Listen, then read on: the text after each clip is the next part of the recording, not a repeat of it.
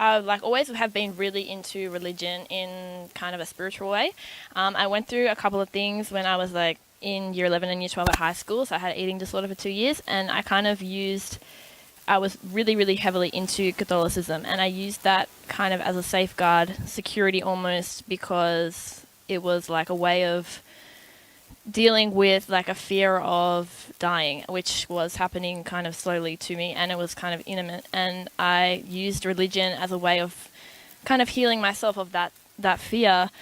And then I think that was really important for my recovery, but at the same time, when I got over it, I had a lot of time to reflect, and I thought like religion is something that is meant to make you really, really content with yourself, like on the exterior and as well as in the interior. And I thought like, if I'm really, really devout in Christianity, in Catholicism, like why did I feel like I wasn't happy with myself? Like why was I slowly trying to like ruin myself? And I thought, well, maybe like I wasn't spiritually enriched with what I was doing. And that's when I kind of thought, maybe I need to explore other avenues, which is when I decided to kind of take up Hinduism, because it was something I had kind of heard about. A lot of my friends are from India and Nepal.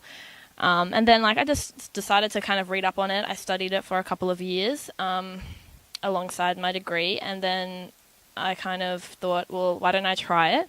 So I went to a temple in North Sydney and kind of met one of the monastery, like a monk there.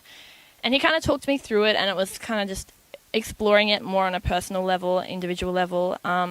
And he said something really interesting to me. He said, the reason that you probably felt like you weren't spiritually enriched in your previous religion was because a lot of the time religions talk about like connecting with your body, like the body of Christ, things like that, and that's what it's kind of centered on. And he said you have to understand, like, you get a new body of cells and like skin makeup every 7 years. And he was like, every time you turn like 7, 14, 21, you're going to have a different body. And he said that's probably why you felt so disconnected. He was like, you're not connected with your soul, or like in Hinduism it's called your Atman. So he's like, until you're connected with that, you're not going to feel like you're there on a spiritual level. So then I kind of explored that idea, and I did a lot of like practice of like bhakti yoga, which is like devotional kind of yoga, which is yoga for your mind. A lot of meditation, understanding a lot about like temporary nature of this world and where I want to go spiritually, and then kind of got involved that way.